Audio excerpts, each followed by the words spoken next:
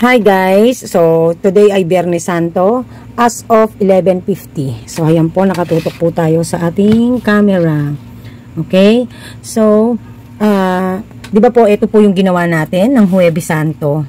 So, kung makikita nyo po, ito po yung ating natirang cash at kineri po natin ng March 29. So, ibig sabihin po, ito na siya. At ito naman po ang naging sales natin for today's video. So, Biyernes Santo, ang ganda ng sales natin guys. Sana lagi na lang ganito, no? Alam nyo po guys, kung nakahabol lang kami na makabili ng bigas, napakarami pong naghanap ng bigas, at kung kumpleto lang po kami ng grocery, I am confident and sure na nasa 40,000 over pa ang aming sales. However po, ganun talaga, may mga kakulangan, and kaya ganyan lang po yung sales. But okay naman po yan kasi normal naman po natin yan, ano. Okay, so balik tayo rito. So bukas po ng umaga kukuha kami ng bigas. So balik po tayo dito. So pinlas po natin yung natirang cash natin ng March 28 at kineri po natin ng March 29 at ipinlas po natin ang sales for the day. So ayan po. Yellow lang po ang naging transaction natin. At ito po yung ating naging miscellaneous for today's video. So, paalala, kung sakali pong sumahod si tindera, pwede na pong isama. Nagbayad ng kuryente, isama na po. Nagbayad ng net na para sa store, ilagay lang po dito. Nagkaroon po ng service, halimbawa po ay hinar si daddy, no? At babayaran si daddy, or ang inyong sasakyan ay ibiniyahin nyo para mamili. Ilagay lamang po dyan ang mga miscellaneous at expenses. So, tandaan po ha, always ang expenses ay essential for the business, not essential for your personal. Ang nililista lang po na personal na expenses or nakuha sa store ay yung nasa isa nating notebook. Okay? So, yun po yung ating laging tatandaan. Okay? So, ngayon, ayan, ito po ang total natin. Ngayon, Mami Park, ang tanong, hawak mo ba itong cash na 138,386? Siyempre, common sense, hindi natin hawak yan.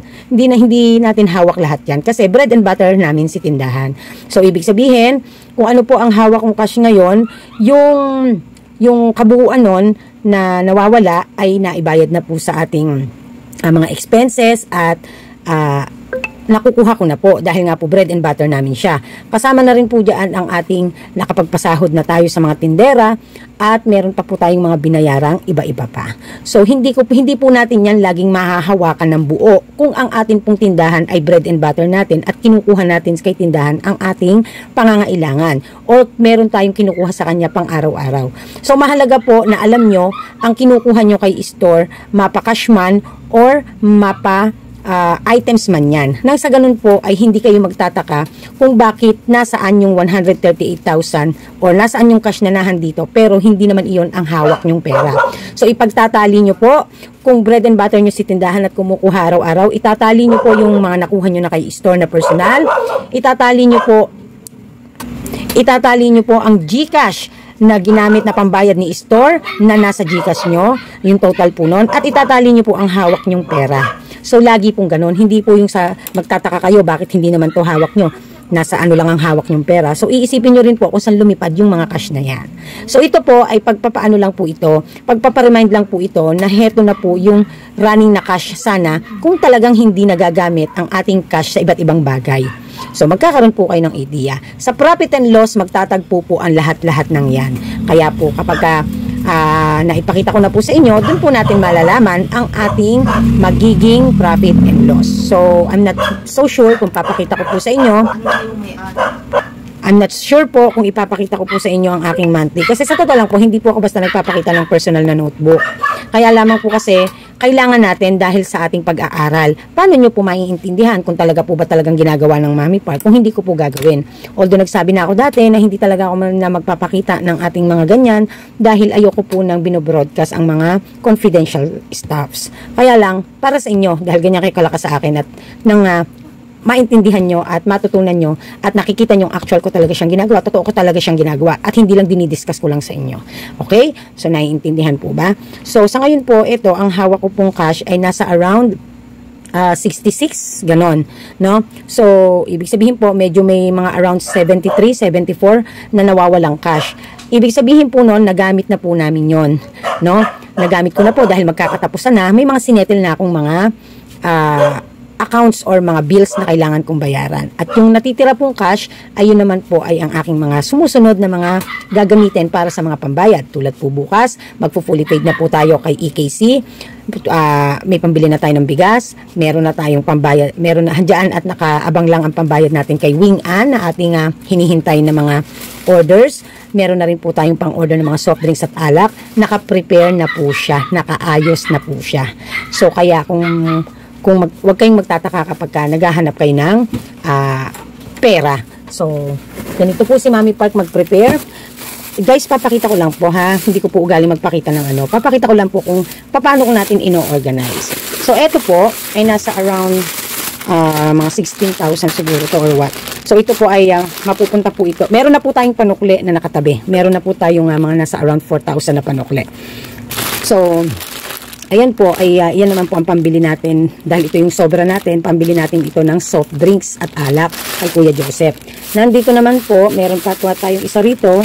Ito naman po ay para kay Kuya Joseph po, no, na ating balanse. May babayaran tayo sa kanya. So, nakatabi na rin yan. Nakita nyo po, hindi nagwawalit ang Mami Park. Bakit? Bakit ako magwawalit? Tingnan nyo naman.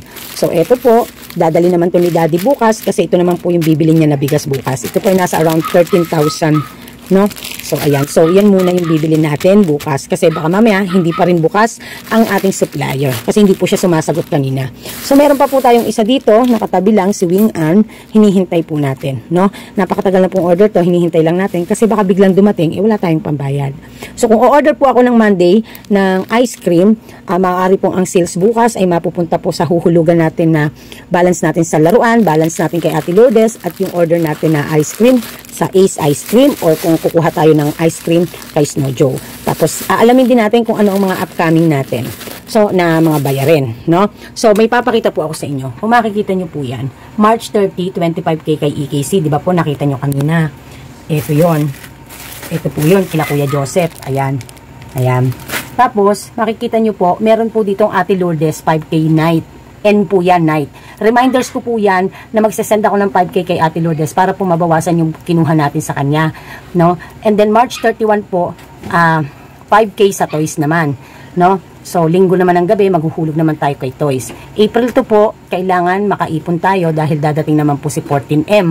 Tapos, April 4, dadating po si Nestle, 14,500, yung ating double booking nung nakaraan. Ito po yung natira na isa pang resibo, babayaran natin. So, April 12 naman po, 62K naman po, kailangan makaipon tayo ng 62K kasi si PMFTC naman ang dadating. So, kung makikita nyo po, may reminders na ako. No, hindi na baling magkaroon ako mga dikit-dikit diyan, basta may reminders ako nang hindi ako nawawala sa schedule. Ganun ang ginagawa ng Mami Park. Nakita nyo guys, nung minsan ko ng profit margin, nahandyan po yung sample kung paano ginagawa ang profit margin. Ito naman po yung ating kay Ma'am Millet na topic. Dinikit ko lang diyan para meron tayong just in case na ma-open up ulit. So ganyan. So nandito po ang aking dates, ang aking kalendaryo, nang sa ganun po ay meron po akong laging reminders. Ayan guys, so always make a habit na magkaroon ka ng scheduling, magkaroon ka ng mga paalala. Kaya po mahalaga ang meron kang area sa iyong tindahan na kung saan nahandoon ang mga reminders mo, nandoon ang mga paperworks mo, nahandoon ang mga pagtatala mo. Kasi paano mo ma-organize at maiayos at mai-schedule ng tama ang mga dapat mong paglaanan ng mga babayaran. Kaya nga, ito yung lagi kong pinapanatili sa sarili ko, yung maging consistent ako when it comes to my schedules para wala akong napapabayaan, no? Hindi nagiging perfect minsan guys, kasi minsan hindi ko naman inaasahan na merong mga kailangan dapat bilhin, biglang dadating na ahente, kaya po hanggat maaari may buffer funds po tayo na magagamit. Yan po ina-advise ko, no? So ganun lang. Sana sa mga simpleng ina-advise ko sa inyo, itumimo sa inyo, no? Alam nyo po, yung disiplina, malaking bagay yan. Kasi kapag kaganyan, yung mga simple lang na mga ganyang reminders na yan, malaki po ang ikaluluwag nyo at hindi malalayo kayo sa kapahamakan. In a sense na na baka hindi pa kayo nakakabayad ng mga obligations nyo, o baka naman ay dadating na pala ang ahente, hindi nyo na nalaman ng araw, hindi nyo na nalaman na scheduling na pala, hindi nyo napaghandaan, saka pala kayo maghahanap ng pondo para may pambayad kayo.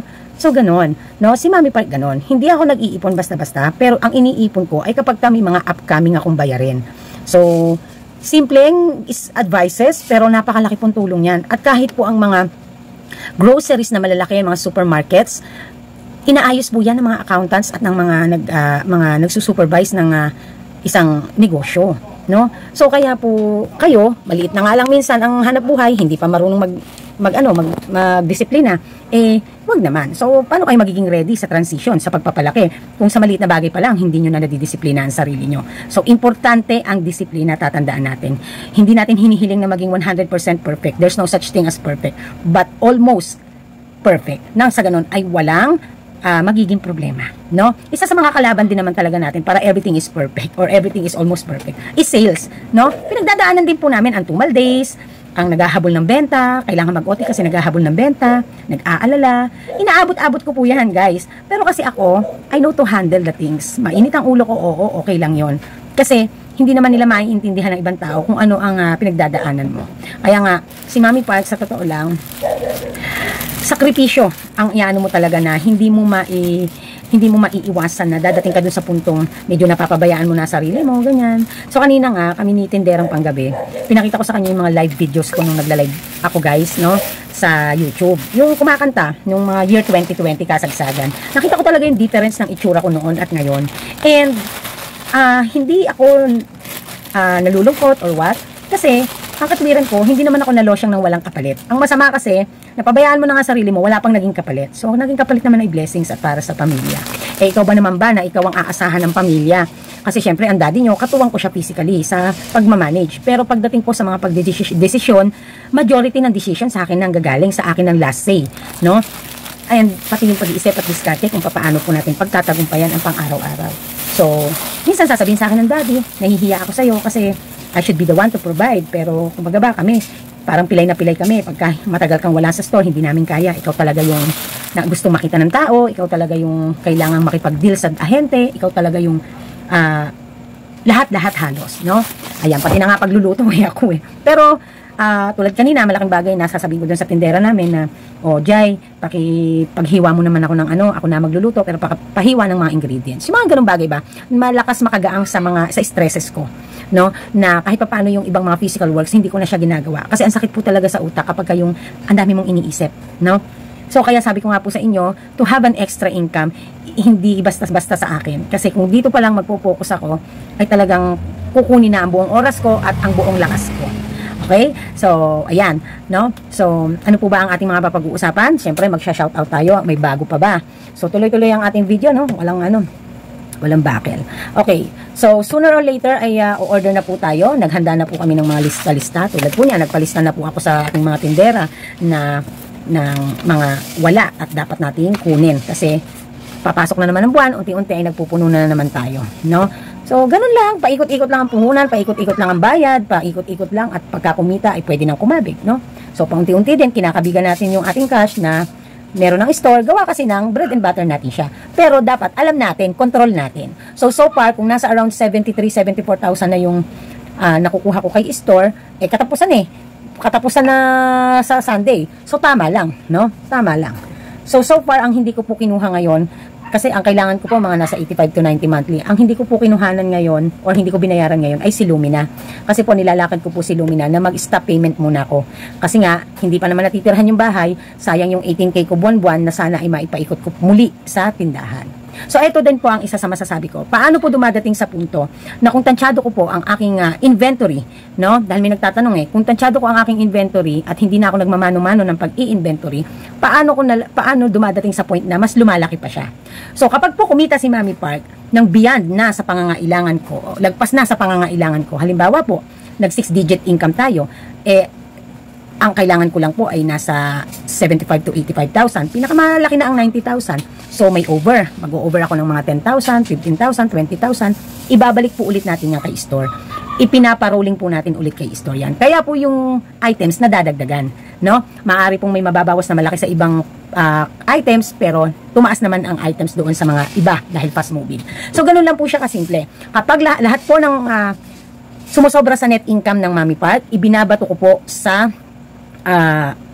paninda. Ibinabalik was ko po ulit sa paninda para po pag tumataas yung demand, kahit papaano na natutugunan ko yung pangangailangan. Kasi kung matatandaan nyo po, ang sabi ko, 10 ang demand, hanggang 5 lang ako. Ang target natin this year, 10 ang demand, at least makapito man lang tayo na provide. No? Maka 7 man lang tayo na provide. So, yun po yung aking punto. Honestly speaking, kahit malalaking groceries, malalaking hindi perfect na napoprovide nila 100% ang stocks, ang kailangan nila. Kasi syempre, may suppliers na out of stock sila, wala pa ang deliveries. So, hindi perfect na everyday ay merong available lahat ang items. So, kaya, kahit sa maliliit, kahit tayo, ganun din, hindi tayo perfect. But, syempre, almost nahandoon na lagi tayong full stock, almost ng lahat ng mga basic needs ay lagi nating mapoprovide, no? So, sold out ang aming bigas, sold out ang aming itlog, ang dami naming na sold out na mga items mula pa kahapon na Huwebes Santo. So, akala ko nga hindi na ako aabot ng 30K para sa sales kasi wala na kaming halos maibenta eh. Pero, umabot pa. Diba? So, blessings, no? Na dapat nating ipagpasalamat. Again, ipinapakita ko po yan dahil lang po for the purpose of the vlog na makita nyo kung paano gumagana ang simpleng negosyo na i-manage, no? So, hindi po yan bragging, hindi po yan pagyayabang, hindi po yan kung ano man pa. Yan po ay para magkaroon tayo ng learnings, no? So, again, matatagalan na naman bago ma-share ko sa inyo yung mga bagay-bagay pagdating sa pera kasi ayoko po talaga nagpapakita ng mga ganyan. Yan po ay napag-usapan na namin ng daddy na ayaw namin na nagpapakita ng mga ganyan sa vlog, yung mga kung ano-anong basta-basta na But, for the purpose of learning, ginagawa natin paminsan-minsan. Okay? So, ayan. Gusto ko po maintindihan nyo, ha? Kasi ayoko makakarinig yung magsasalita dyan. Mayabang, ha? Dahil nako, number 1, ayoko yan. Okay? Shout out Winnie07. Good evening, Mommy Park. I love you. Your voice over for today's video. Kasi may voice over ako. Nag-unboxing nga tayo ng mga laruan, diba? At saka, nagturo tayo ng actual na pagtatala natin ng daily sales. Mario Aguas, tama ka po, Mommy Park. Good advice. Relate po sa mga sinasabi nyo. Pag negosyo na ang nakasalalay, God bless po. No? Tatandaan ang mga desisyon natin. Pag negosyo na ang nakasalalay, hindi na baling tiisin natin kung kaduguman natin or anuman. Basta hindi na nakakatulong sa ating negosyo, nagiging toxic na, dapat gumawa na tayo ng paraan na maridyan or mabawasan. No? Kasi pag na-damage ang tindahan, malaki ang naging impact sa tindahan, mahirap bumawi. Dito po, ang pagtitindahan, magandang iakyat sa inyo nito na income kung marunong po kayo, kung maingat po kayo. Pero pag po kayo ay naging pabaya at naging kampante, malaki din po ang damage at mabilis din ang pagbagsak nyo. So, careful mga kasari, no? Madali sasabihin ang pagtitindahan, pero kung nangangarap ka ng paglaki at paglago at transition, doon po pahirap ng pahirap ang pagmamanage, no? So, madali lang talaga kapag window type ka lang, sa bintana ka lang ng bahay mo nagtinda, worth of 20,000, 50,000, carry bells mo pa yan, medyo ano ka pa yan, medyo kaya pa ng powers mo yan. Pero kapag ang puhunan mo na umiikot sa paninda mo ay halos nagwa 1 million, tulad ng mami, pahirap na ng pahirap. Then may involved na, may involved na employee, pahirap ng pahirap guys, lalo na nangungupahan ka pa, no? Kaya alam nyo po, hanga ako doon sa mga taong nangungupahan, naghahanap buhay, naghaharimunan, bread and butter nila ang tindahan, tapos nangungupahan pa. Bakit? Napagtatagumpayan nila eh. Kasi yung may mga sariling property, hindi ko inaano yung may mga sarili ha, hindi ko kayo hinuhusgahan, yung may mga sariling property, they already bless. They already bless. Kasi yun lang, yung malaking stress lang na yung inyong pwesto ay hindi mo na binabayaran, ay napakalaking blessing na nun. Paano pa sa aming mga nangungupahan, kung paano namin mapagtatagumpayan ang aming araw-araw at buwan-buwan na bayarin, no? So, talaga pong sorry to say, wag pong sasama ang loob. Siyempre, ako nangangarap din ako na hindi na ako mangungupahan, yung meron. Sino ba naman di may gusto nun, diba? Pero, wag pong ma-offend sa mga hindi po nangungupahan. Ang mga nagtatagumpay sa mga nangungupahan lang, magagaling sa paghahanap buhay. Kasi nagtatagal sila sa negosyo na pag-uupa tapos napapakain sila ng kanilang kita. Bakit? Imaginein mo kung gaano ka-stress ang obligations na may inuupahan ka, may pinakikisamahan kang landlord. Kailangang matugunan mo na makapagbayad ka on time. 'Di ba? Iisipin mo pati hindi dapat mo mapabatak ang kontador ng inyong stall kasi mapapagalitan ka ng may-ari, no? Or kaya mapalak ang tubig, no? Ng yung metro ng tubig. Dahil kailangan matugunan mo yung obligations mo, 'di ba? So mahirap po 'yun sa totoo lang kasi pressure talaga, no? Hindi po pwedeng dadating ang may-ari magko-collection, walang mako-collect sa iyo, nakakahiya, 'di ba?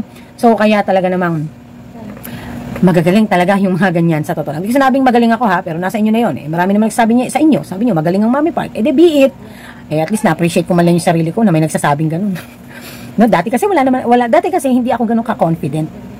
Hindi ako ganun makapagsalita sa inyo. Gawa kasi ng maliit lang naman yung tindahan ko noon. Playground pa, sabi ng Daddy Park nyo. So, anong patutunayan ko? So, ngayon may pinapatunayan na tayo kahit papaano. So, I would like to tell you guys and I would like to say here, hindi po tayo we try to be humble here. We stay our foot on the ground, our feet on the ground. It's just that, kailangan lang na naiintindihan nyo kung gaano ang pressure at hirap ng mga taong katulad ko na bread and butter ang negosyo, nangungupahan pa, matumal pa minsan, meron pang pinapasahod, may mga anak pa na inintindi. Di na ako makalabas, sinasakripisyo ko ang social life dahil meron akong obligation. So, ganun, sakripisyo po talaga. And it's alright, kesa naman mag-abroad, diba? Kesa naman mag-abroad ako, malayo ako sa mga anak ko. Eh dito, same lang, mapapagod din ako dun, magtatrabaho din ako dun. Mag-isa pa ako. Eh dito, kasama ko ang everybody, ang lahat ng mga kabaklaan, ang lahat ng mga tito-tita, ang lahat ng mga nanay, matanda, bata, may ngipin o wala, nakikita ko araw-araw. Eh sa abroad, sino makikita ko? Baka mamaya magkaroon ka nga ng friends dun sa abroad, sila pa maglalaglag sa'yo, di ba? Ganun lang yon, no? Try to see a blessing in good things. Try to see good things sa mga ginagawa mo. Huwag puro yung puro reklamo, complaints, no? Kumilos muna bago mag-complain. Okay? So, shout out to user-q3g5 not. Thank you po sa pagbasa ng comment ko po. Very good po kayo lagi sa pag-explain. Laura Labajo, 9779. Hi, Mommy Part. Busy kasi palagi sa store mo. Busy ka kasi palagi sa store mo, dami mong stock. Wala na po kaming stock sa groceries. Nga na po kami, pati chichirya. And Angeline Balmores, Mommy Part, nagtitinda na din po ako niyan. Natatawa po ako kasi lately nga po lang yan sinubukan. Bali yung pwesto ng mga gamis ko dati, pinaubos ko na. Yon, at pinalitan ng mga candies at toys. Mga twice a week po ako mamili niyan. Una, pa konti-konti. Ngayon po ay 3 to 4K na kada pamili. Nakakatuwa po, pati ako na-excite sa mga bata kapag bagong pamili at maraming bago. Which is true. Na-excite kaming mag-display na, ay, eto meron. Kung alin yung maganda munang i-display, i-dispose, ganyan. Nakaka-excite, lalo pag maraming bago, sa totoo lang. No? Isa po sa pinakagusto kong ginagawa sa gawain dito sa tindahan ay pagdi-display po ng mga candies and toys. Ayan, ako po ang nasusunod sa displaying, no? At susunod po si tindera. Syempre, pag may mga pagbabago sa presyo or may bagong items and then iba ang presyo, baka isipin nila ay usually po kasi nagpa 5 pesos po kami dito no? 10 pesos lang po kami sa mga toy pads, mga toys na nasa pad, no? Nakadikit sa mga pads at sinasabit. So may mga iba po na 6, pang 7. So pinapaalalahanan natin ang mga tindera at nilalagyan po natin ng tag price. Okay, sabi ni Ricky Anuevo, good advice, Mommy Part. And sabi naman ni Eprohoda, how are you? Super total interesting. I'll be back, Mommy. Nagulat, sino ba to? Hindi ko tinignan yung channel kasi nga wala na akong time. Teresita Baron, thanks po sa pagsagot, Mommy Part. Ayan. So, gusto niyo po ba na mag-shoutout pa tayong muli? Meron pa po akong hindi ba na shoutout sa inyo. So, sana po sa simpleng advice na sinabi ni Mommy Part, may natutunan po tayo. So, see you po again. Dahil mabibisi po kami and nagsisimula na po si Dading gumawa ng ating mga shelves na gagamitin sa kabilang store. So, bibigyan ko po yan ng bukod na capture.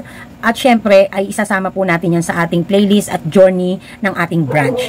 So, nagpe-pray ako na sana ay everything will run smoothly. And we're not expecting too much sales for the startup of our trial and error method. However, syempre mas pinagdadasal natin kasi para din naman sa kabutihan to ni Lola Park. At kung kakabig man kami dito ay yung tamang kabig lang, no? Kasi priority natin ng Lola Park nyo na yung kanyang expenses na i-support natin ay makompensate sana ng ating kikitain. At siya may kitain din at ako ay may kitain din kahit paano. Syempre yung pagod namin at effort at naglabas kami ng cash, 'di ba? Dahil nag-down tayo ng upa, no? So, lagi, unang-una sa lahat, pinakahuli ko pong sasabihin na huwag niyong kakalimutan ay ang magdasal. Kung nakakalimutan niyo po sa pagod na magdasal sa gabi, pagising sa umaga. Kung nakakalimutan niyo pa rin pagising sa umaga, may Alzheimer na kayo, guys, no? Hindi. Kung makakalimutan niyo pong magdasal sa gabi bago matulog or magdasal sa pagising sa umaga, pagdating niyo po sa store at pagbukas niyo po ng inyong tindahan, magdasal po kayo. Humiling kayo na sana everything will run smooth for the day. Dayuhin kayo ng mga customers na hindi niyo na nakikita, madalang yung makita. Kamustahin niyo pagka may nakita kayo. And ipagdasal niyo na walang mangyaring hindi maganda, no? Huwag niyong i-welcome ang bad vibes. hanggat maaari pigilin ang sarili na uminit ang ulo, kasi pag na-start na mainit ang ulo, dire-diretso na. No? Ako, sa totoo lang, ano din po ako kasi po ako talaga guys, honestly speaking hindi ako magpapaka-plastic, ayan nadidinig ng tindera ko. Napakahina po ng pasensya ko sa tanga at slow. Totoo po yan. Napakahina po ng pasensya ko. Kaya po, sa totoo lang ako, hindi pa ako pwedeng basta magpigil ng galit, ng ines. Kailangan ina-out ko yan, kasi kung hindi, baka magkasakit ako. So kaya po, sinusubukan ko na kahit papaano'y kumalma, kahit halos araw-araw minsan hindi na ako kalmado, no? Ang gagawin ko po, minsan magwo-walk out ako. Ako gagawa ng paraan para hindi na ako makapagsalita ng hindi maganda, ng mga kung ano-ano pa, even kahit ang daddy na magkasama kami. No, dumadating din talaga na meron kaming pagtatalo, and then magiging okay naman kami.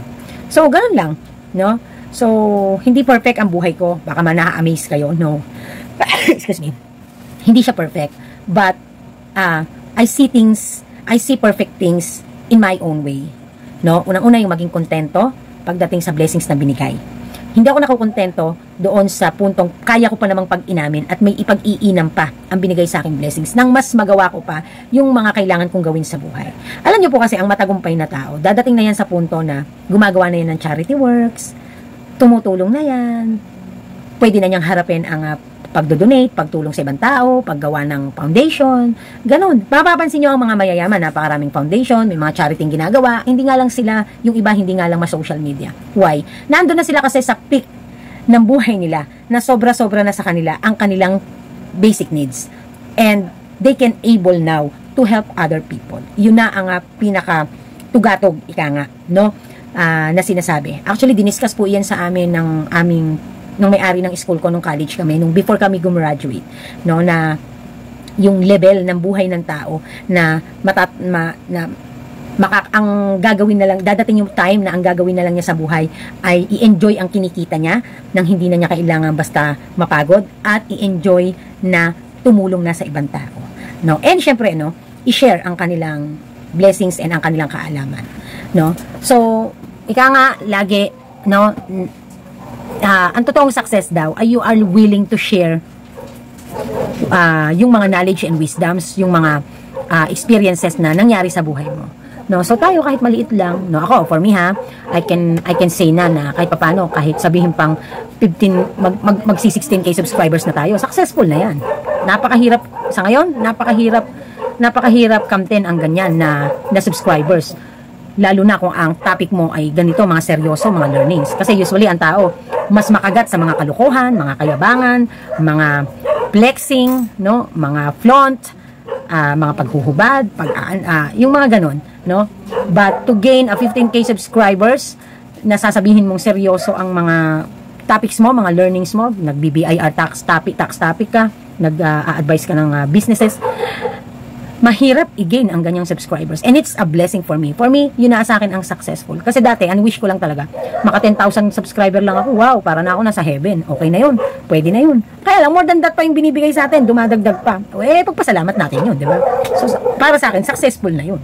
So, hindi sa subscribers ako after. After ako doon sa mga taong nagre-reach out pa sa akin para sabihin nila na sila ay naibsan ang problema nila sa tax, naibsan ang problema nila sa tindahan nila, may naitulong ako, naging effective ako sa iilan-ilan. Okay na ako doon, no? So syempre gusto ko, pangarap ko dumami, 'di ba? Yun lang. And thank you. So far 15,965 subscribers na po tayo. Marami pong salamat sa inyong lahat. Good night. Bye.